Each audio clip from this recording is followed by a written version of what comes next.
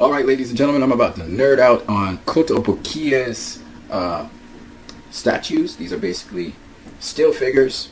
And the way how I'm going to introduce these figures of the Justice League is I'm going to actually do them in the order I think that they will actually appear in the Justice League movie. So here we have Batman. Alright, so awesome looking. We got Wonder Woman here. And we got the Flash, who joins the team next. We got Cyborg, who will join the team next. Finally, Aquaman, who joins the Justice League. It's pretty awesome. And then Superman comes back to life. He's the last one to join the team. And here's the entire team here. I think Kotobukiya did an excellent job. And these statues, remember, they're not the 12-inch statues, not the 12-inch ones. These statues that you're looking at right now, they're actually the 6-inch figures. So they did an excellent job with that. They're not, however, action figures that can move around. They're just statues. All right. Let's have a closer look at it. So here is the likeness of Ben Affleck, really excellently done. You can see the suit here is a little bit different to the BVS suit, right? There you go. It's a little bit pudgy right here, though. It's a little pudgy in the face, don't you think? But other than that, it's really cool to look at. The kid did a pretty good job. They need to kind of fix his face here, though. But it really looks good. I like it. From the sides, it looks great. Some people say this costume, they don't like this bad costume. I like it. It's pretty cool. Especially when I saw it in the movie. By itself, not so much. So there you go. This is Wonder Woman from the back. She's from the side. Let's see if there's a little bit of likeness to Gal Gadot here. And it does look somewhat a likeness of Gal here. Remember, this is a very small figure. So to get the detailing on it, yeah, there's Gal's face. You can see it. It's not completely like Gal. I think they didn't master every single detail, especially the beak area is still heavy. But they got a lipstick on correctly and everything. You know, it's pretty tight. Oh yeah, from the side you can see Gal right there. That's definitely Gal from the side. And they added something extra. They gave her a spear. You notice that? They gave her a spear here, so they gave her an additional weapon to the sword and the shield. She got a spear with her itinerary. Here's the Flash. This is from behind. Look at all that detail. This is a 6-inch figure, remember? I love to see the Flash in his new suit. I saw it with DC Multiverse Collectibles. Really awesome looking.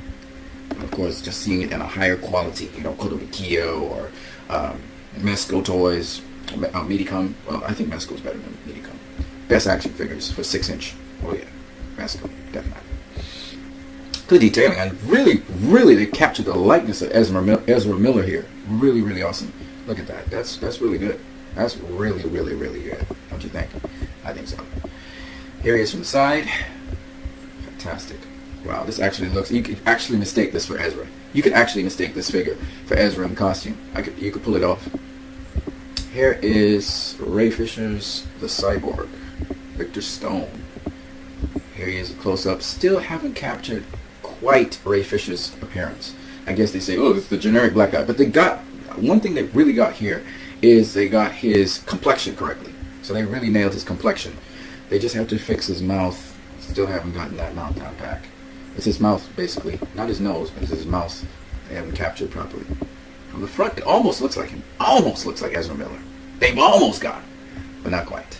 Still looks kind of like a generic black guy. Which Ray Fisher is not generic black guy. Black people, first of all, are not generic.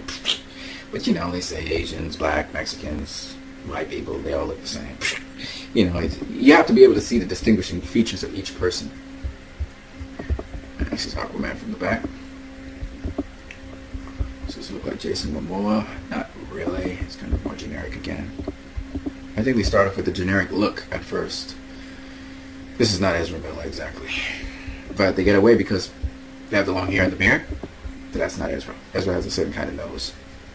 So you just have to look for the distinguishing features in the person. And you can nail them down. But this is not Ezra, but Aquaman always looks badass, so it doesn't really matter. I can see a little bit of Ezra in there, really, but they still have a ways to go. And Superman. And Superman kind of looks like Henry Cavill. Kind of. They kind of captured his likeness, but again, they have some work to do with Superman. On the side, it's sort of like Henry Cavill. It really is. But they have some work to do with this figure to get it to look like Henry. This angle, it looks pretty good too. Here is the Justice League altogether. This is a smaller view. I can blow it up. If I blow it up, I blow up everything else. That's just the way how that goes. But I thought you guys would enjoy it. If you want me to make any other videos, just leave some suggestions in the comment section below. I hope you guys enjoy this. This is Kotobukiya's collection of the Justice League, the 6-inch or 1/12 scale statues. On that note, you guys have a great one.